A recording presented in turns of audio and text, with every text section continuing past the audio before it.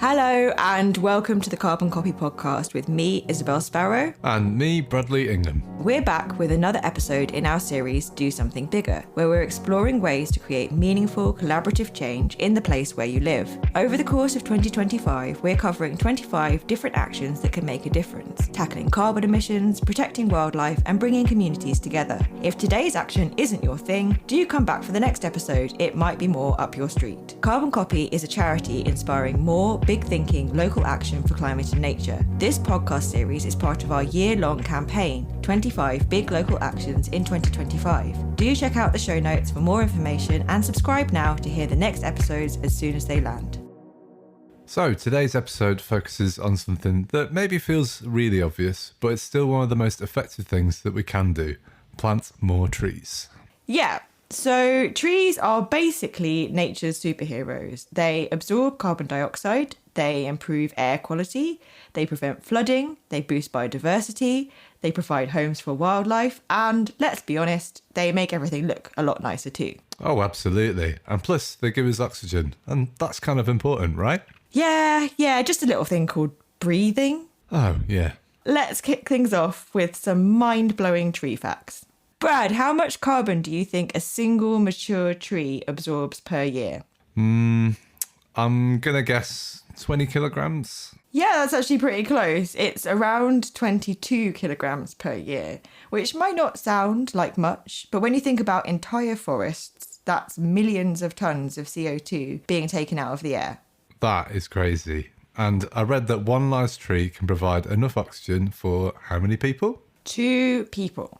A single mature tree produces enough oxygen for 2 people every year. So basically every time you plant a tree, you're securing your own breathing buddy. That sounds like the best kind of pet. You know, it's low maintenance, it lives for decades, and it gives you free air. Yeah, exactly. Can't imagine that many cats or dogs would provide the same level of service. All right, I'm sold. Trees are officially legends. I think it's about time that we hear from people that are planting them and making a real difference. Our first guest today is Carl Rowlinson, co-founder of Plant One Cornwall. Carl and his team are working to create woodlands and plant trees across Cornwall to tackle the climate and biodiversity crises. We asked Carl about what started him on this journey. So I'm an arborist, been an arborist now for 20 years. So I started off climbing trees, and anyone who kind of spends a bit of time around trees, and especially if you're climbing them, you start to kind of wonder at their kind of how amazing these things are. Massive kind of structural beings that live amongst us, and, you know, just people drive past them every day. But these are fantastic things. But there was a defining moment when I was stood at Gwythian looking across at the G7. So I was stood at the beach and you could look across to Carbis Bay. And it was when our world leaders had descended upon Cornwall, and they were discussing the kind of fate of humanity, basically. And, you know, we all hoped, everybody hoped that the green agenda was going to be at least in the top 3 things they were going to talk about. You know, it was going to be front and centre. And in the bay of Godrevy, there was warships, there was jets flying overhead. Biden had just been flown in on Air Force One, so there was his kind of Apache helicopters flying around, and it was kind of a penny drop moment to kind of witness all that kind of awesome show of power. That these aren't the people who are going to make the decisions to put the environment and our livelihoods front and center. So it was kind of a bit of a moment then when I was like, well, I actually left that moment feeling really depressed, and I was like, oh, you know, we're in a little bit of trouble here. And a friend of mine offered up a piece of land. He just had a kind of couple of acres spare, and he was asking me what to do. And I said, oh, well, let's plant some trees, you know, let's start a little woodland. So we started doing that. And it was those 2 events. I was like, well, maybe I should just create woodlands. And, you know, that small act of doing that one woodland really made me kind of feel connected and engaged with the problems that we were facing. And although that small woodland only had an effect on its locality, for the wildlife around that woodland, it was kind of really important. So I thought, you know, there's something nice about that, just being able to connect to something small and make a very small difference in a very small way. So that's kind of where Plant One started, from that kind of realization that we can affect change, even if it's on a small scale. That's quite a moment. Imagine standing there and realising that real change isn't going to come from the top. It has to start with us. Yeah, I think a lot of us working in this space have had moments, maybe not quite as dramatic as that, but similar, where we feel a moment of hopelessness looking at the political leadership, perhaps. Not to be too specific, but then, yeah, to then pivot from that and make that shift to feeling like you can do something, even if it is small, as he describes it, although I'm sure we're going to go on to hear that it's not actually that small. Now he's getting his hands in the soil and making a difference. Yeah, definitely. And, you know, those small scale actions, like you said, they all grow into something much, much bigger, as we'll see.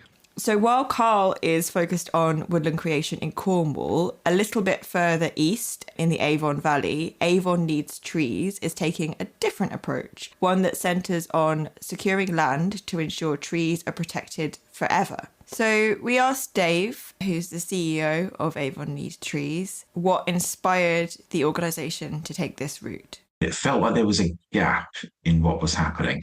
So we knew there were lots of trees being planted. We knew that Bristol-Avon was particularly deforested, one of the least forested parts of the UK. But we knew that whilst trees were being planted, there was no one who was trying to buy new land to manage it for nature and to create new permanent woodlands. And that kind of thing happens, amazing work all across the country. But for some reason, we weren't too sure in the early days that wasn't happening in our area. And so we set up with really quite a sharp focus as a new charity, not trying to replicate what's already happening, the great work that other people are already doing, a lot of it happening in our area, but really to raise money, buy land and create those new permanent woodlands and manage that land for nature. And that seems to be the gap, the niche for us, because that means that we keep that control over the land forever in perpetuity, which gives us full control to make sure those woodlands last well into the future. I guess what's really interesting with both of these organisations is that they aren't just about planting trees. They're actually creating woodlands, and there's a really important difference between the two. Carl explained why that distinction matters. We're not a tree planting organisation.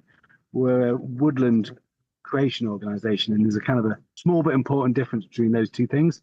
We're not here to just stick trees in the ground and then walk away. What we want to do is nurture the land, manage the land, and encourage natural regeneration to really take hold, so that we're creating high quality woodlands. Each site is different. Every project is different. We assess each site completely depending on the needs of the site. We've got some areas, some projects where there's no natural seed bank. The woodland has been stripped back to its to nothing around those areas. So we're not getting any blow-in. We're not getting any animals kind of depositing nuts and acorns and seeds. So on sites like that, it's more heavily towards tree planting.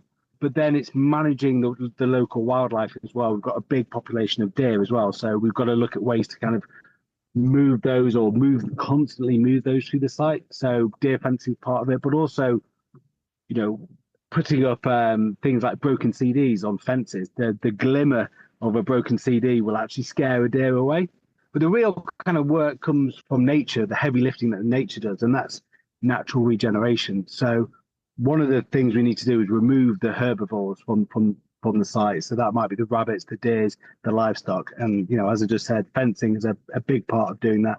But also, and, one of the best tools we've got is the bramble. And, it's often been referred to as the thorn is the mother of the oak tree. What we really want to do is to let areas of bramble just kind of take over. And then it's amazing to see, because right in those kind of curls of bramble, you'll just see an oak tree making its way up, and no rabbit, no deer have managed to get into that. And that'll then start shading out the competitive grass.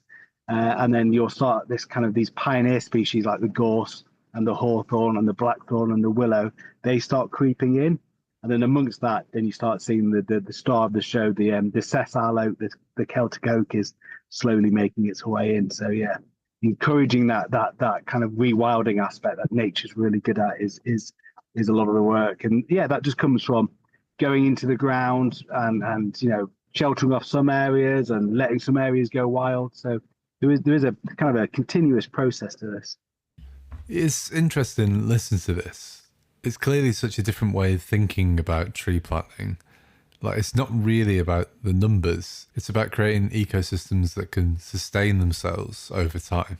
Yeah, definitely. I think it's really important to recognise the impact this work is having beyond the woodlands themselves as well. We asked Carl more about how Plant One Cornwall was engaging the local community. Trees are a fantastic emotive thing.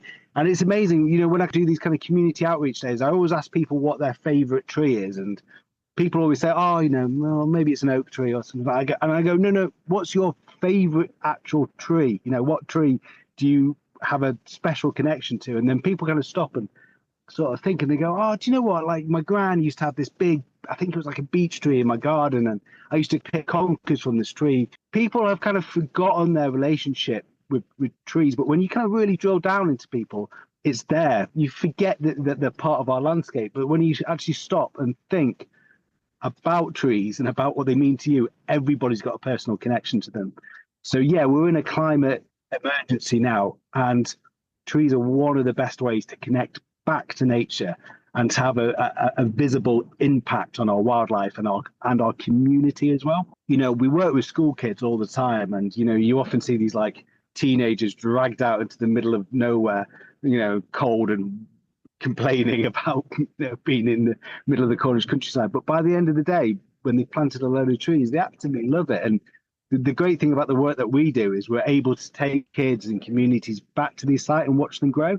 And, you know, seeing people's faces when they're like, oh, that's the one I planted, look how big it is, you know. It's a really emotive way for people to connect to nature and back to the climate. That's so interesting to hear Carl talking about the way that people have maybe forgotten or lost their connection to trees. If you really think about it, everybody does have a tree or trees that they feel particularly passionate about. Brad, what's your favourite tree? Have you got one? I think off the top of my head, so when me and my wife first got together, we used to live near a park in Manchester. And there's a certain part in the park where all the trees kind of converged over each other. And every time I would like look up and just kind of like walk with my head like pointing up towards the sky like a lunatic. I think that's like a very strong key memory. And then also where we live now, there's basically a forest not too far away, which I'm very lucky to have. And yeah, I think for sort of grounding me and making me feel calm, that sort of collection of trees is good for me. Well, what about you? Have you got anything that springs to mind? It's sort of hard to pick just one, really. But there's one in my parents' garden where I grew up in Colchester. And it's not a native tree, but it's actually a Christmas tree. And when we first moved to that house when I was 3.5, it was around Christmas time, and my parents just bought this little tree from a petrol station. It was like, I don't know, 30 centimetres tall, like one of those tiny little trees that you get. And then after Christmas, they planted it in the garden, and it is now, 50 foot tall. It is a massive tree. And it is just so lovely to know that has been there growing with us for the last, 35 years or something. So yeah, like it's a special one. I expect if you think really hard, you can think of a tree that gets you going. And if you feel that trees generally are your thing, then maybe this is the climate action for you. If you think you'd like to know more about planting trees, or if you think you'd like someone else to know more about it, do share this episode with them, and also share our resource on our website about planting trees. The link is in the show notes, and we'd love to get more people involved. Getting these projects off the ground takes money and people power. We asked Dave about how Avon Needs Trees raised the capital to purchase land for woodlands. Our first purchase was a woodland that's now called Hazeland in North Wiltshire, and the outer edges of the Bristol-Avon catchment area. If we managed to raise around £250,000 from other sources, then the lottery would match fund us to help us buy that land, plant the new woodland, do public engagement on the land and that kind of thing. So you can imagine for a brand new charity, that's a huge target to try and reach. And that was a lot of real, genuine grassroots community effort, people going out there fundraising, as well as engaging with businesses and getting corporate donations, getting donations from parish councils and town councils, and really just trusts and foundations and any mechanism that could be found to bring together on quite a tight time frame that large sum of money. And then we went from planting 10 acres in our first year, 10 acres in our second year, up to 113 acres in our third and fourth year, to 3 times bigger again over the next 2 years, this winter and next year. Wow, that's a bit mind-blowing, really. The fact that they've gone from crowdfunding a single site to buying hundreds of acres just shows how communities really want this to happen. I guess for context, it might be helpful for us to visualize how big these are, because, I mean, I can't really picture how big an acre is. So 422 acres is the equivalent of 325 football pitches side by side. Wow, that is a pretty big action. I guess it's important to mention that Avon Needs Trees are not just looking at how many trees they plant, but who is getting involved in the process. So we asked Dave about the role of volunteers and how they're working to make tree planting more accessible to everyone.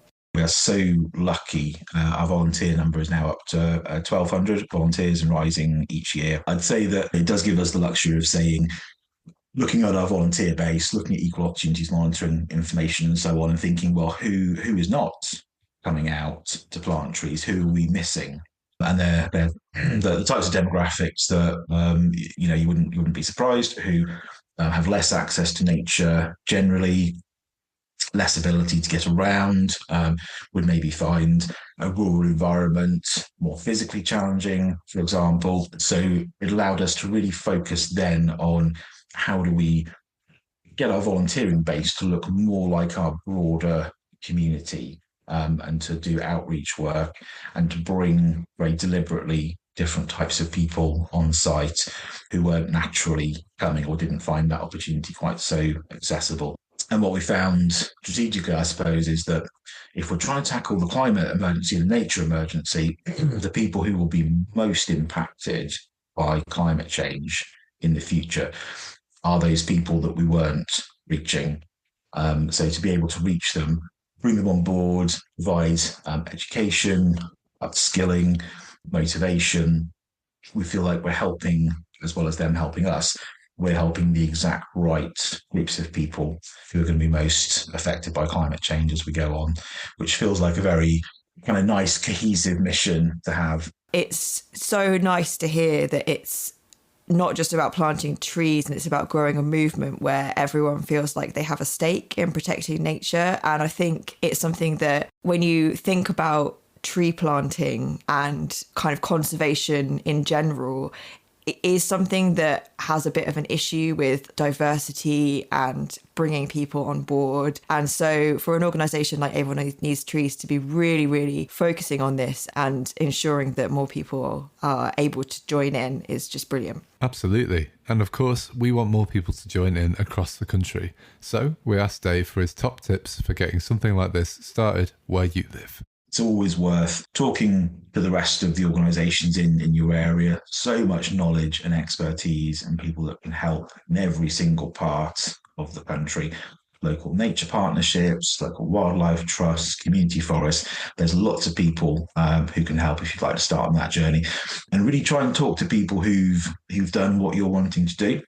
And ideally has got the time and resources to be able to kind of package that up and help someone through it, because nothing's nothing new under the sun, as they say. So there's always someone that's done it before, and if you can learn the hard lessons from the people that have done it before, then you get a much smoother ride.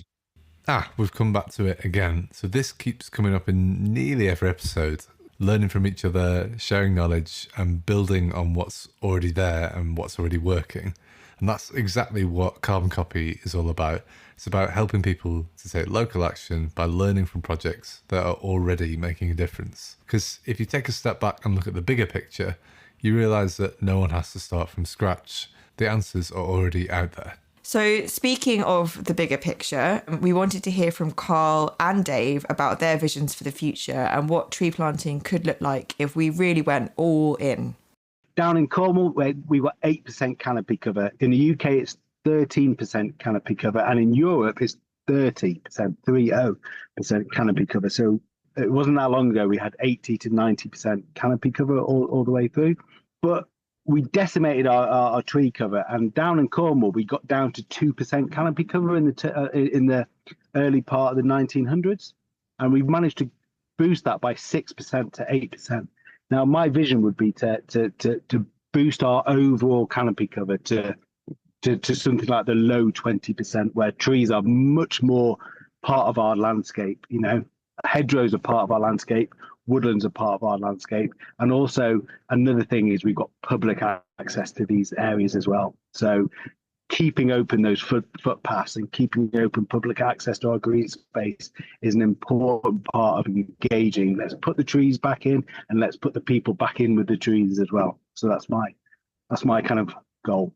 As a goal, helping the whole country meet its targets would be amazing. Feels quite out of reach at the moment, but there's tree planting targets, there's managing land for nature targets, there's carbon sequestration targets, playing a substantial part in everyone collectively meeting that goal would be amazing. And I think for us as an organisation, what that looks like is to try to get the west of England to hold up its part in that, which means creating a lot more woodlands, trying to expand our impact. We like to see that rise continue, and to be able to just through our personal effort, be able to expand those areas of woodlands in appropriate places, and taking care of existing woodland along with that. But beyond that, it would be amazing for us to be able to find that resource to take what we've done, that model, define it, package it up, replicate it, and ideally help people across the country to be able to do the same as we have done. This is definitely some big picture thinking going on here. Yeah, definitely. It really puts things into perspective, the kind of scales that these guys are hoping to achieve. Let's hope that we can get there. What have we learned today? How can we help? So first, planting trees isn't just about numbers. It's about creating thriving, resilient woodlands and making sure that they can support wildlife, and also that they're adaptable to climate change, as well as being about the people that can benefit from those woodlands. We've learned that actually owning the land is a bit of a game changer. Projects like Avon Needs Trees are securing land so that these forests don't just get planted, but protected forever. We also discussed our favourite trees and the fact that everyone, if you think hard enough, has a personal connection to one somewhere. We've also seen that tree planting can and should involve people from all backgrounds. The more inclusive these projects are, the stronger they become. And finally, we've learned that planting trees isn't just a feel-good action, it's an essential part of tackling the climate and biodiversity crises. Whether it's creating new woodlands or restoring ancient rainforests, or even just bringing back lost hedgerows, every single tree counts. Thank you very much for listening to the Carbon Copy podcast. Our next episode will be about generating energy locally, so make sure you subscribe so you don't miss it. That's right, Brad. This next episode is going to be electrifying. Oh, you really went there, didn't you? I'm just trying to spark some interest. I think it's fair to say these jokes are shocking. This episode, if you can't tell, was written and presented by me, Bradley Ingham. And me, Isabel Sparrow. Brad also produced and edited the episode. Huge thanks to our guests, Carl Rowlinson from Plant One Cornwall and Dave Wood from Avon Needs Trees. Until next time, goodbye.